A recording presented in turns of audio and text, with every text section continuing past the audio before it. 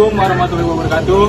Kami dari kelompok 3 ingin menjelaskan tentang fisiologi dan anatomi ternak unggas, yang khususnya pada itik jantan.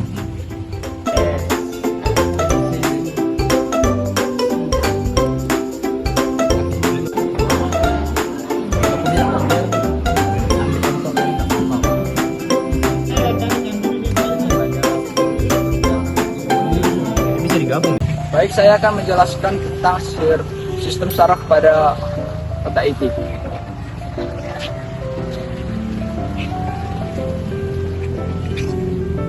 Yang pertama adalah olfactory lobe yang berfungsi sebagai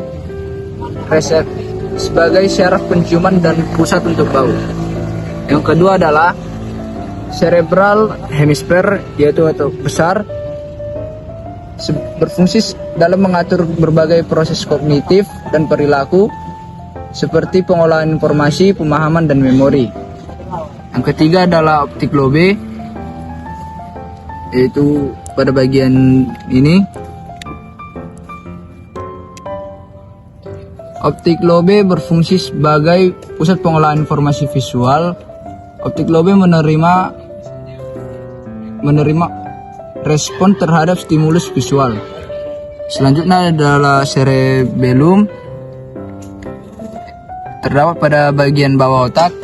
Cerebellum berfungsi untuk mengatur dan koordinasi gerakan tubuh, keseimbangan, dan postur. Selanjutnya adalah medulla oblongata yang berada pada bagian bawah ini.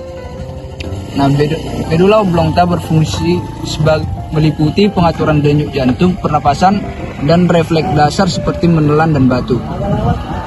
Selanjutnya adalah optic chiasmus yang ini.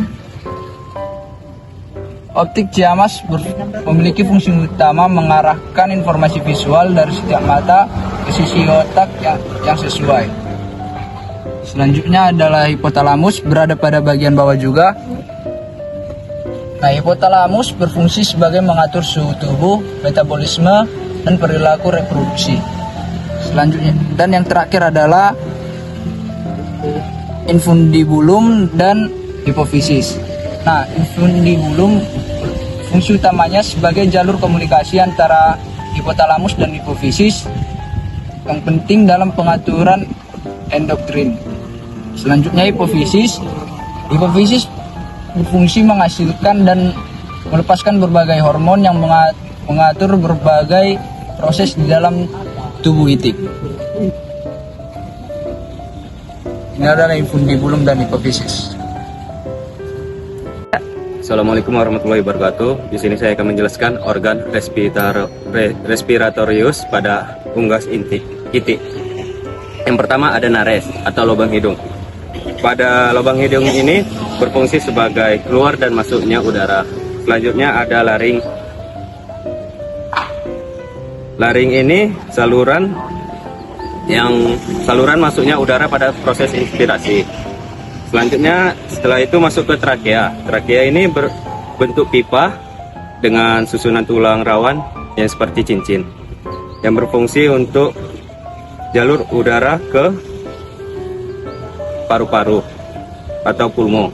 Selanjutnya ada di sini terdapat air sac atau kantong udara yang membantu menjaga volume udara tetap konstan pada unggas itik. Setelah dari trakea akan masuk ke siring. Siring ini berada di pangkal ujung trakea yang berfungsi untuk mengatur udara agar tidak kolek. Selanjutnya ada bronkus kanan dan bronkus kiri. Bronkus kanan memompa darah ke paru-paru kiri. Bronkus kiri memompa darah ke paru-paru kanan. Selanjutnya ada pulmo atau paru-paru. Dalam pulmo atau paru-paru ini terjadi oksidasi antara oksigen dan karbon dioksida yang akan disebarkan ke seluruh tubuh. Dan ada jantung. Dalam jantung ini terjadi pertukaran darah. Baik, di sini saya akan menjelaskan sirkulatoria pada ayam, dan sirkulatoria pada ayam ini merupakan sistem peredaran darah pada unggas ataupun itik jantan. Nah, di sini bagian dari organ tubuh dari itik itu adalah jantung. Jantung ini memiliki 4 bagian, yaitu bilik kanan, bilik kiri, serambi kanan dan serambi kiri. Nah, serambi kanan itu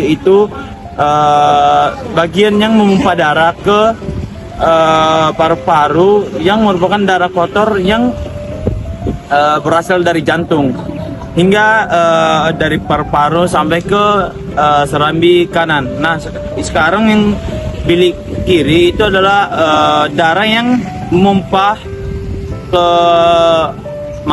darah yang dari jantung yang dipompa ke paru-paru hingga sampai ke serambi kiri. Nah, darah yang dipompa oleh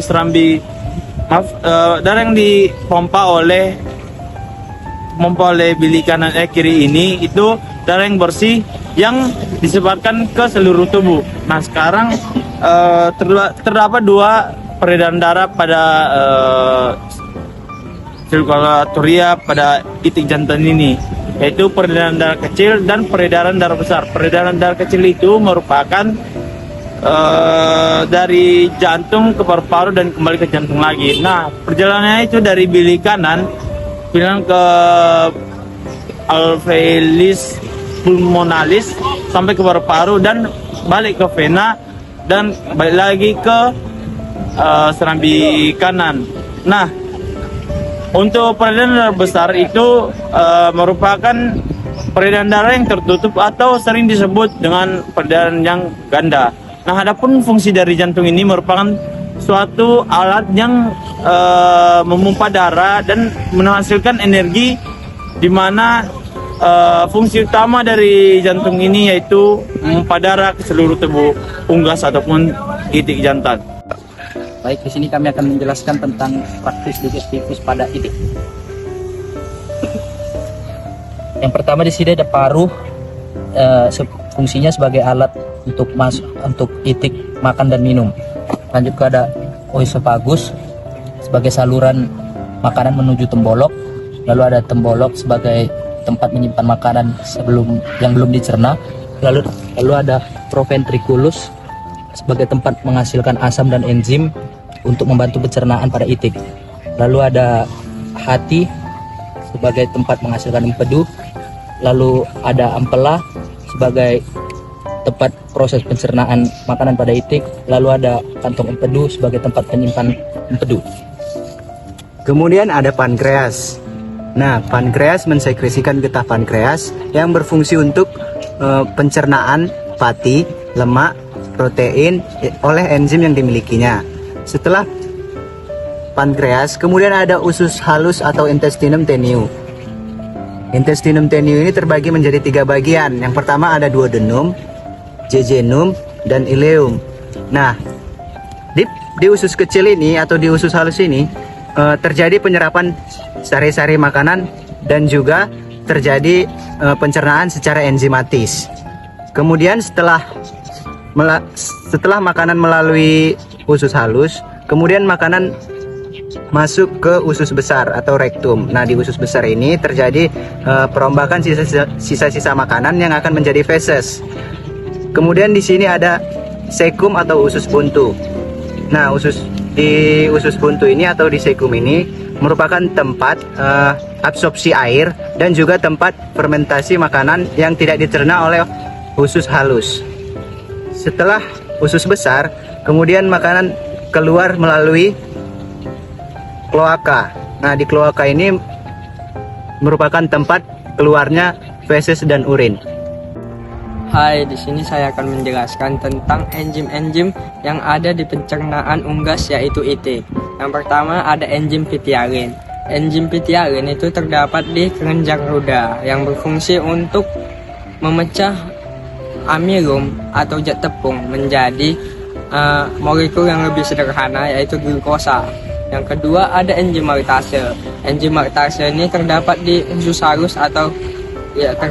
halus yang berfungsi untuk memecah molekul maltosa menjadi molekul glukosa yang lebih sederhana. Dan yang ketiga ada enzim asam klorida atau HCl. HCl ini terdapat atau dihasilkan oleh lambung dan berfungsi untuk membunuh mikroorganisme yang tersangkut atau ikut dalam makanan yang dimakan oleh itik tersebut.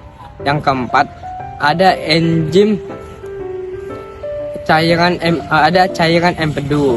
Cairan empedu ini terdapat di dalam hati dan ditampung oleh kantung empedu yang berfungsi untuk memecah molekul lemak menjadi molekul-molekul yang lebih sederhana sampai membentuk emulsi. Dan emulsi ini akan dipecah lagi menjadi molekul-molekul yang lebih sederhana selanjutnya. Terima kasih, akan saya serahkan ke teman saya. Enzim selanjutnya ada enzim amilase yang terdapat di pankreas dan juga kelenjar ludah yang berfungsi untuk mengubah amilum menjadi maltosa. Selanjutnya ada enzim peptin yang terdapat di gizzard yang akan mengubah protein menjadi pepton.